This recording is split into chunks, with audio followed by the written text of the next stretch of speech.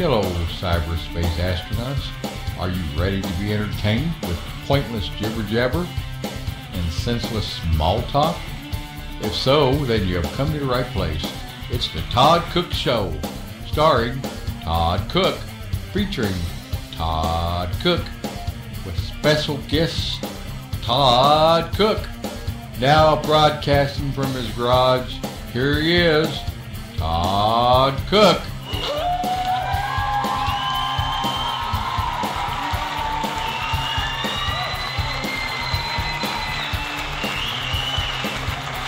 Snow, baby, snow. Snow, baby, snow. We've got us some snow here in Wichita, Kansas, and a lot of it. Way too much if you ask me, but I'm the kind of guy that does not like any snow whatsoever, so even a scuff of snow is too much for me. But we got a lot of snow last night. This is the Todd Cook Show, by the way. I am Todd Cook. Thanks for listening to me. And here in Wichita, we are covered in snow. And the main reason I don't like snow is it cannot snow unless it's cold. And I don't like the cold. Therefore, I obviously do not like the snow, because all the snow does is add, not only is it cold now, but it's also cold and wet. But I do want to tell you a story about taking my sons sledding yesterday. Whenever it snows outside, of course, instead of sitting around inside, I try to get the boys out and let them go sledding, because here in Kansas, you never know. It could be 30 degrees and snowing one day, and then the next day be 60 degrees, and all the snow will be gone. So when the snow is on the ground, we got to take that opportunity as soon as possible to let them go out and do what they want to do. What any 6-year-old boy wants to do, of course, is play in the snow, have snowball fights, and go sledding. And so that's what we did. I'm going to turn my microphone up here just a little bit. Looks like I'm a little bit on the weak side. Let me turn it up just a little bit. That sounds a little bit better. All right, so, and I also got some music from Scott Allen Knows coming up. I have played his music on this program a couple times before. I'm going to do it again because I think he's really great. I always play some music on this program, and today it's going to be Scott Allen Knows with a song called Learn. And I also want to tell you about another pet peeve I had. On the last program, I told you about flip-flops, or maybe it was the show before, and I think it was the last show. I told you about how I don't like flip-flops, and I gave you all the great reasons why I don't like flip-flops. And now this time I'm going to tell you about one of my other pet peeves, which is ice cream cones. And you say, what in the world could you not like about ice cream cones? They're yummy, they're delicious. These are the things that people say to me all the time, but I'm telling you right now, I think ice cream cones are absolutely ridiculous, and I'm going to tell you about that in a few short minutes as well. But first, on the Todd Cook Show, oh, by the way, email me at the toddcookshow@gmail.com, the toddcookshow@gmail.com. When I post this, if you see it on my Facebook page, be sure to click on like as well. And subscribe to my YouTube page if you haven't done that yet, and subscribe to iTunes as well. You can find the program there as well. Just look up at the podcast section, just look up the Todd Cook Show there, and you can listen to it and download it anytime you want. But I'm going to do something I've never done on the Todd Cook Show thus far. I've told a lot of silly stories, and some stories that might have made you laugh, and some stories you might have thought were just a joke, but they weren't. They were all true stories. But now I'm going to actually tell you a joke, a real joke. And it goes like this. A man wins a ticket to the Super Bowl, and he only gets one ticket, and he can't take anyone with him. But he's a real big football fan. He still wants to go, so he goes to the Super Bowl. And he finds a stadium and gets his parking spot and starts to walk up to his seat. And, of course, since the tickets were free, his seat is way up in the nosebleed section, way back in the back, up in the rafters of the stadium. But he's not going to complain because the tickets are free. And he gets up there, and he brought some binoculars just in case anyway. So turns out he was going to need them. And he gets up there, and shortly after the game starts, he's looking down towards the field, and he sees an empty seat down on the lower level, real close to the field, right on the 50-yard line. There's an empty seat there. He's like, well, why is nobody sitting there? And as the game goes on, he continues every now and then to check that seat, and nobody's sitting there. Goes all the way to halftime. Looks through the binoculars. Nobody's sitting there. After halftime, looks through the binoculars. Nobody's sitting there. Fourth quarter comes along. It's a good game. He thinks, why not walk down there and maybe I can get a nice free seat down closer. So he picks up what few things he has with him and starts to walk down to the lower level of the stadium. It takes him 10 minutes or so to get down there, but he finally gets there. And he sees an old man sitting in the seat next to the empty seat. So he asks the old man, he says, is there anybody sitting here? And the old man says, nope. So he says, well, whose seat is this? And the old man says, well, it was for my wife. We've been married for 55 years, but she died, and so that seat is open now. And the man's a little embarrassed, and he feels bad for asking because he figures that the old man just left the seat open as a symbolic gesture to his wife. So, and once he realizes that, he says, I'm sorry, and turns and starts to walk back towards his seat. The old man stops him and says, no, you can sit here if you want. It's fine with me. And the guy says, no, really, I understand. And it goes back and forth a little bit, and finally the old man insists, no, please, sit down. So the guy sits down, and he can't believe it. He's almost right on the field. The final few minutes of the game, he's going to see it all from close up. But at some point, he asks the old man, he says, why couldn't you give these tickets or give this seat to somebody maybe a friend or a family member or somebody? And the old man says, I tried to give it to everybody, but they all wanted to go to the funeral. Thank you very much. So that's my joke here on the Todd Cook Show. I don't know if I will do that again. But the main reason I wanted to do that was just to be able to play one of these laughing sound effects I got.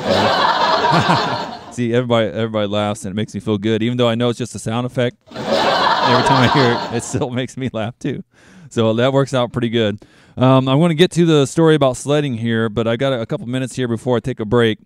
And my wife, I told you we got all this snow, and this just hit me.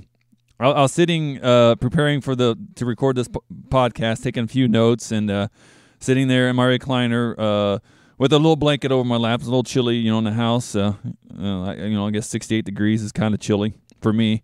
But I'm sitting there relaxing, and my wife goes outside and starts shoveling the driveway right there for all the neighbors to see. And I was like, at some point, I opened up. She said she was just going to go out and brush some of the snow off the car and make sure it was going to start and stuff. Because I told her, when I get down to recording the podcast and, eat lunch, I'll go out there. It wasn't even noon at the time. I was like, it's still early. I got plenty of time to go out there. And plus, it was still snowing, and it is right now. But at some point, she grabbed the shovel and started going out there shoveling the snow. And I was just worried my neighbors were going to look in the window and see me sitting there in my recliner with a laptop computer and a blanket over my lap while my wife is out there shoveling snow. So I got up out of my chair and I went to the front door, opened it up, and I said, "Hey, what are you doing out there, baby? You're not supposed to be out there. I'll get it. I told you I was going to." And she's like, "Well, I did the car, got the snow off that, and I thought I'd just take a little time here to get some of this." She goes, "Don't worry, I'll save plenty for you," which she did, and I'm glad. But I think she was just trying to make me feel bad or something. But there's neighbors out there that were shoveling their driveway as well, and there's actually a group. I don't know, maybe they're from a church or something. A couple of people that were coming down. I think they were voluntarily, shoveling some people's driveways, and I was just waiting for them to come out there and offer to help her, and she'd be like, "No, that's okay, I got it. My husband's in there sitting on a recliner, and here I am shoveling." So, but that was just a few moments ago. But anyway, but now it's time to take a little commercial break, and I told you on the last show that I got a brand new commercial, and I do. I actually got to record it, and I'm going to play that for you right now, so don't go anywhere. You're listening to the Todd Cook Show.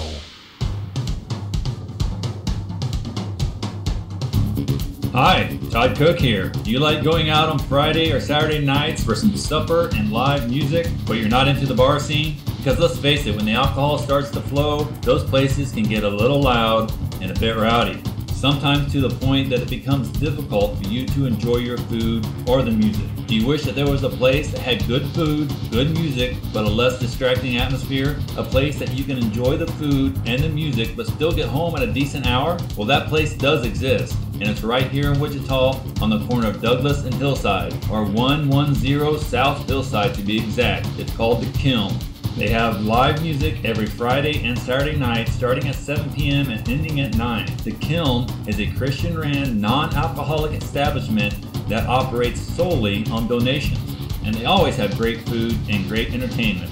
And one of the best parts, you don't need a babysitter. You can bring the kids with you. So for more information, contact Mike through the Facebook page. The Kiln, K-I-L-N, and be sure to check it out yourself this Friday or Saturday night, 110 South Hillside, corner of Douglas and Hillside in Wichita. The Kiln, where they are always glad you came.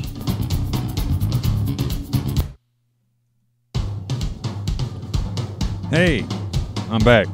And apparently I have the same rejoinder music as I did for that commercial, but that's all right. I don't think I planned it that way, but I think that'll work just fine. That joke, by the way, I heard that joke that I just told on Larry Miller's podcast. And if you don't know who Larry Miller is, he's a stand-up comedian that's been around for a long, long time. You might recognize him from Seinfeld. He was the doorman on one of those episodes, and he was the salesman that sold all the clothes to Julia Roberts when Richard Gere brought her in to his store in the movie Pretty Woman. I did not know who he was, but I discovered him fairly recently. He's been around for a long time, a really funny guy, and he has a podcast. Just look him up. I'm not sure what the website is or the best way to find his podcast. I'm sure it's probably on iTunes as well, but just look up, do a Google for Larry Miller sometime. Really funny guy. Like him quite a bit. His podcast is really good, and that's where I heard that joke, and I thought I would repeat it here on this podcast. All right, we got Scott Allen Nose with a song called Learn coming up in just a few moments here, but it's now time for me to tell you about my trip sledding with my two sons, and my wife actually came along as well. And we live here in Wichita, and my band, the banjo player in my band, wrote a song called "There Ain't No Mountains in Wichita," and that's very true. There definitely aren't any mountains in Wichita, but there are also not too many hills in Wichita as well. I mean, there are some out there, but it's a little bit of a drive for us to get to any of the big hills, the man-made hills, to sled. But there is one. I guess this is man-made as well, and this is something that when I was growing up in a small town in Indiana, we had one hill. It was called Warren's Hill. I guess the people that own that property, their last name was Warren, and it was really the only hill in town that you could sled on. And we used to go down to Warren's Hill. But sometimes as we drive around, my parents would see some of the kids going down, the big embankment by the interstates, where they have the big bridge that go over, top of another road, and you get this big embankment that goes down, and kids would be sledding down there. And I remember my parents saying, I can't believe their parents let those kids do that. That's dangerous. They're going to get hit by a car or something. All they got to do is step over that little ledge there, and they're going to either fall, or if they step over that little wall, they're going to get hit by a car. I can't believe they let their kids do that. And now here I am with my own two kids, and living in Wichita, there's not too many choices. And so we went down by the interstate here, and on the embankment. And I'd taken my older son before, Johnny. He's 6. We had a little bit of snow back in December, I guess. And we took him, so I guess just last month, December, January, I guess it's February now. At some point, we had some snow in the past, and I took Johnny out there, and he had a good time. And Johnny would start, at the lower part of the hill, and as you get closer to the corner of the interstate there, where all the cars are going by, actually, it's the interstate is underneath at the bottom. So this one, if you rolled off the side and went down the hill, you'd end up on the interstate. And but we took the boys out there. And Jackson, who's only 2, had never been sledding before. I think I might have taken him one other time to a real small hill and just kind of pulled him down. But this was a big hill. And after letting Johnny go down a few times, and we had a little, a long sled, and then we had another, just one of those little disc sleds. And we would take Jackson up maybe a fourth of the way up or so, and just kind of sit him on that, and I kind of run beside him, make sure he wasn't too scared, or make sure he wasn't going to fall off. And but at some point, we take him about halfway and do the same thing. And after that, doing that like 3 or 4 different times, I thought, okay, it's time to take him up to the top of the hill, all the way up to the top with the big sled, and Daddy will hold him in his lap as we go down the hill. And Jackson, he's too little. 2-year-old can't climb up the hill, so I have to carry him. And I pick him up, put him on my hip, and I start up the hill. And about fourth of the way up, I realized this is going to be a challenge. There's actually steps right there, and I was actually using the steps, but there's so much snow on it, on the steps. It was more just like climbing up a hill anyway, or a ramp maybe. And I have him on my hip. I'm carrying him up there, and I get fourth of the way up, and I'm starting to breathe heavy. I get half of the way up, and I'm thinking, this might not be a good idea. I should have stopped at halfway and just went down there, but I was bound and determined to take my son all the way up to the top. Finally, I get up there, and I'm breathing like I just climbed Mount Everest. And I don't do that too often. I'm not in great shape by any means, but my legs will get tired and my muscles get tired usually before I start to breathe heavily. But this was not the case. My legs were definitely tired. My thighs were burning, but I was breathing. Oh, and there I get up there, and there's another daddy up there with his girl, but his girl was plenty big enough to walk up the hill by herself. And I was getting ready for him to look at me and say, "Are you okay?" I was like, "Okay, Jackson. All right.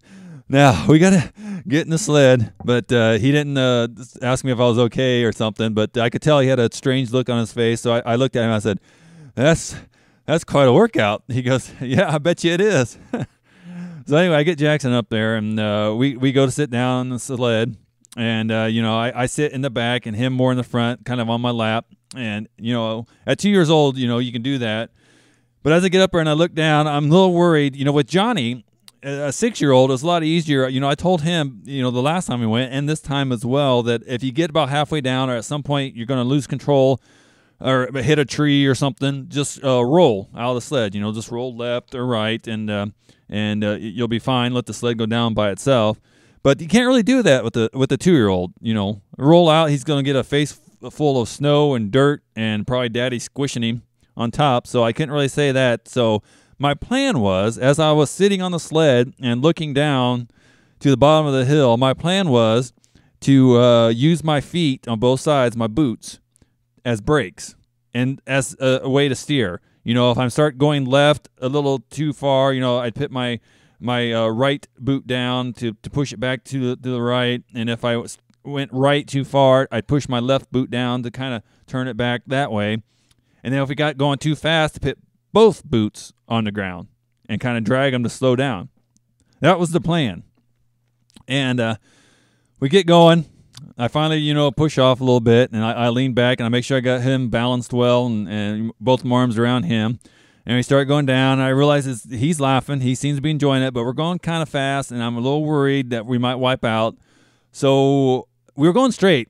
I wasn't worried about just doing one boot or the other to steer. That wasn't an issue, but I was worried we might get going too fast, and he might get scared, or we might just, fall out or something. So I put both of my boots down. My braking system that I'd come up with, it's time for me to put it into use and actually use it.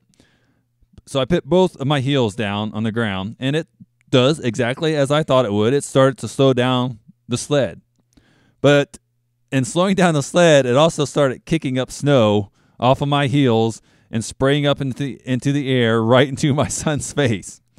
And he doesn't like that. And, this is happening so quick, but this is everything that happened. It wasn't just a few seconds, but it seemed like quite a while as I'm processing this in my mind. And so I lift my feet up so that he doesn't get a face full of snow, and we start going kind of too fast again. So now I got to choose. Do I want to get going too fast and risk falling out of this sled or getting my son hurt? Or do I want to spray snow to his face? And it started going kind of fast, so I had to once again make the decision. I stuck my heels down, and once again, the snow spraying right into his little face. And the poor guy, it was funny to hear him like kind of laugh and grin, and then when that snow hit him, like, but I slowed down just for a few seconds, half a second again, maybe with my boots. And we were 3/4 the way down by then, and so then I lifted up, and we finished the ride down to the bottom of the hill. But he had a fun time. He was laughing the whole time. So it's good to know. I was a little worried that my son might be a bit of a chicken, maybe a sissy, and wouldn't want to go down the big hill. But he had no problems whatsoever. As long as Daddy wasn't making the snow go in his face, he was pretty happy. All right, we got the ice cream cones and how ridiculous they are coming up in just a moment. But now it's time for me to play the song by Scott Allen Nost. You can find him on iTunes as well. Scott Allen, Allan, and Nost is spelled Knost. So here on the Todd Cook Show, Scott Allen Nost with this song, Learn. And I don't know why it does that to me. Here we go again. Scott Allen Nost on the Todd Cook Show with Learn.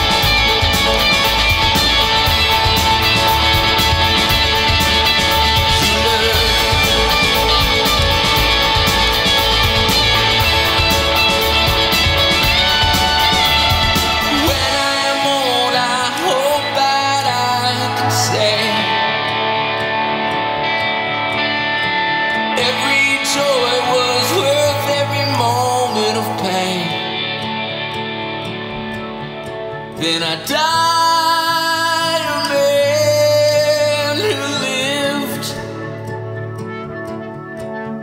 The beauty of music is knowing where the silence is. Scott Allen Nost on the Todd Cook Show with Learn. Look him up on Facebook or iTunes, I guess is the best place. I think he'd rather you go to iTunes, because if you go to iTunes, that's where you're going to spend a little money and put a little money in his pocket, and he would really appreciate that. So go to iTunes, look up Scott Allen Nost. And I don't know what happened with that last little error I got. I pushed the right button. Something's going on, because it happened to me last week twice, I believe, on the podcast where I did that, and I don't know why. I'll try to figure that out. It has something to do with after not being on this little sound plant sound box thing for a while. I don't know why I'm explaining this to you. But anyway, I'll try to get it fixed next week and try to make sure that doesn't happen. All right, ice cream cones. And I feel kind of weird talking about this in the middle of winter here, But the same went for flip-flops. That's more of a summer thing as well. But ice cream cones are ridiculous.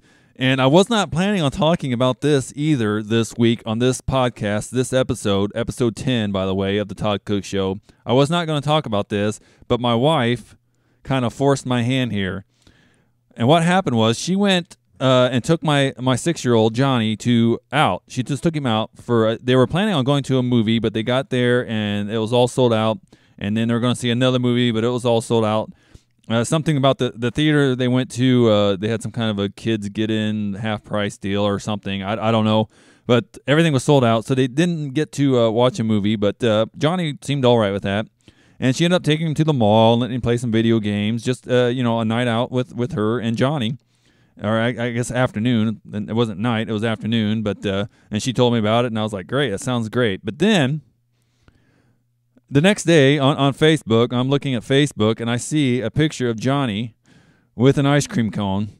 And I think she was just trying to egg me on here a little bit, so here it goes. Now, Johnny is 6, and it's fine. And I'll explain this later, but it's fine for a 6-year-old to have ice cream cones. But if you're an adult, if you're over the age of 10 or 12, don't eat ice cream cones. And here's why. Ice cream is the ickiest, drippiest, ooeyest, gooeyest, sloppiest, stickiest, messiest food on the planet. So why do people insist on trying to put that food on a cone and licking it off? Now, a part of the reason I don't like it is I do have sensitive teeth, and I can't have the cold ice cream touching my teeth. It's painful. I can eat it out of a bowl, that's fine, with a spoon where I can keep it away from my teeth. But ice cream cones would be very difficult for me to eat, even if I wanted to. But listen, can I take a spoonful of mashed potatoes out of a bowl, hold it up vertically, and start licking the mashed potatoes off of that spoon? Would that be acceptable to anybody out there? I don't think it would be. You would say, that's gross. You need to mind your manners and eat your food right. Stop playing with your food. But for some reason, it's okay to do that with ice cream cones. And I'm here to tell you it's not okay to do that with ice cream cones. You should not eat your ice cream off of a cone. And here's one thing that I see. I've seen this happen a lot. And first of all, like I said, it's a summertime thing, and it's usually outside. The instant you get that ice cream cone, that ice cream on the cone, the race begins. And that race is, you got to eat that quickly before it turns into a big pile of mush. And so it's like this race. You have to start licking fast and trying to get that down before the ice cream melts.